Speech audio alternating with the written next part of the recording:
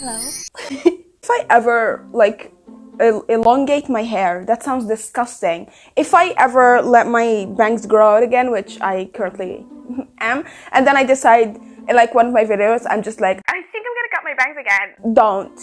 Don't let me, please. I beseech you to do that, because they are growing back and I hate every minute of it. They're blinding me. When I do this, I look like I have sideburns. I cut them so haphazardly and so badly. My toxic trait is thinking that I can 100% believe in, not just thinking that I can do anything I want. I go on like a weird Pinterest board, and everything I see, I save confidently with the idea that I will do this and I can do this. Not just I will, but I 100% can. I can't. Newsflash, asshole, you can't. Hello everyone. How are you? I hope you're doing good. Happy June. I'm gonna be recommending you some books that you need to read in June. Wink, wink. I try to I try to create a small list of a little bit of every genre. So I did my best, okay? Okay. Starting with a dark romance, paranormal fantasy. This is Revelations by Rebecca Ray. This is a dark RHMMF. Let me check my notes. MMMFM romance. It's a lot. There are like 5 different POVs and they all are interested in one another. I told you I tried to get every genre that I liked, so I can recommend a little bit of everything to a little bit of everyone, because everyone likes different tastes, okay? Says the pants. This follows the main POV of Daya Steele, who is a succubus, which gathered her life source by, you know. We follow 5 different POVs, but she's, for me, at least the main POV. She's like the star of the show. And then we follow a quadruple POV of a group of demons called the Zaya, something like that. I don't remember that well. I read the book last year. I loved it, still love it. Still like the author, she's incredible. The demon bitches work on capturing Daya in order for her to not end humans, because she needs to end humans for her life source. One day though, she's in the streets doing what she does, being a hoe, and then she goes to someone and then she expects them to crumble in pieces after they finish, and they don't, and she's like, why? And then we figure out something later on. We figure out why he doesn't crumble, and I liked it. It excited me so much. The one thing I still remember about it that I loved so much at the time of reading it is the diversity. I still remember how diverse it was, and I loved every second of the diversity. So Daya in this world, even in the demon world, is a hated creature, and they kind of reach a predicament where they have like no choice but to work together, and it is intense. This is, I think, the most intense thing I've ever read. This is what people mean when they tell me, you like intense books? Go read Haunting Adeline. No, fuck you. This is what people meant when they said intense. This is so not good. I should not be comparing books. That was a bad movie, Marie. That was an awful movie. You shouldn't have done that. It was a lot. It was intense. Check your trigger warnings.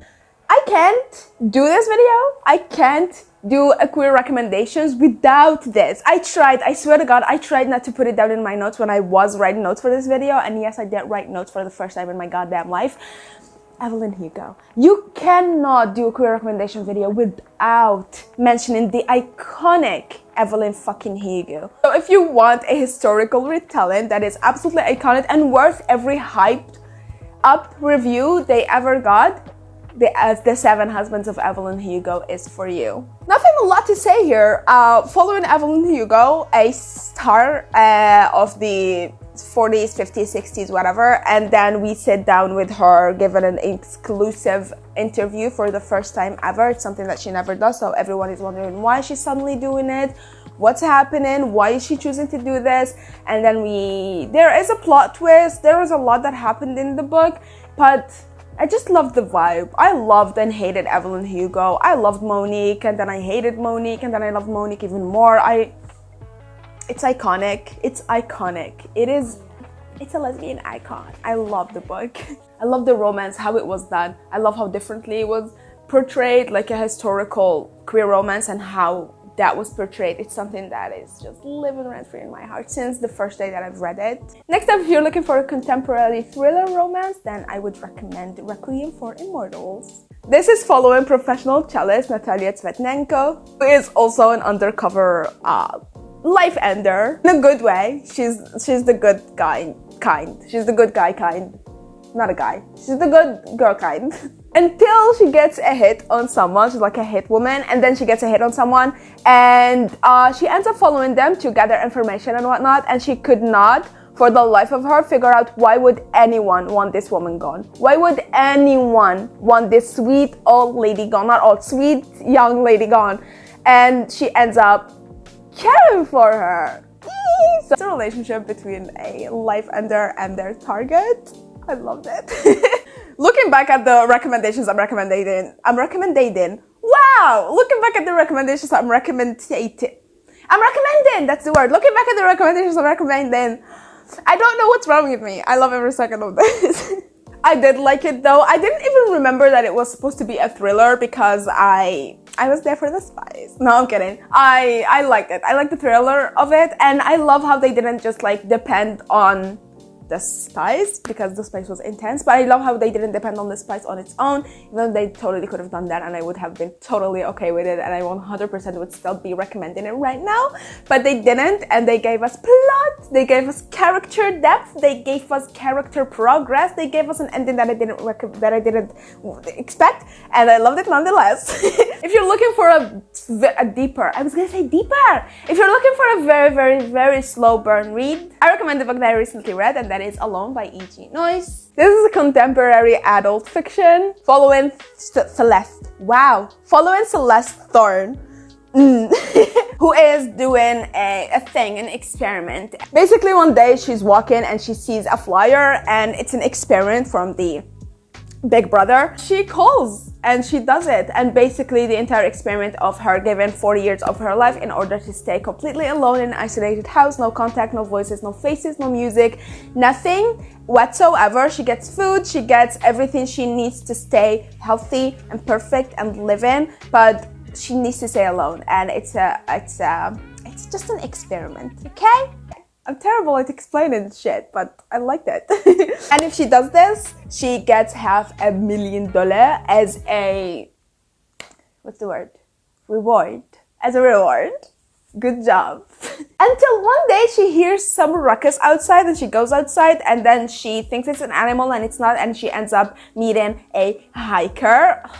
And the hiker is injured and they can't really do anything. They can't hike back, they can't do much, and they can't call for help because Celeste doesn't have a phone. The person that recommended me this book is cringing out of their skin right now because of how I'm trying to explain the book. I am lo siento. I am so sorry. Struggling with breaking the rules of the experiment, or just not being moral and ignoring the hiker, she ends up helping them, and then Celeste ends up developing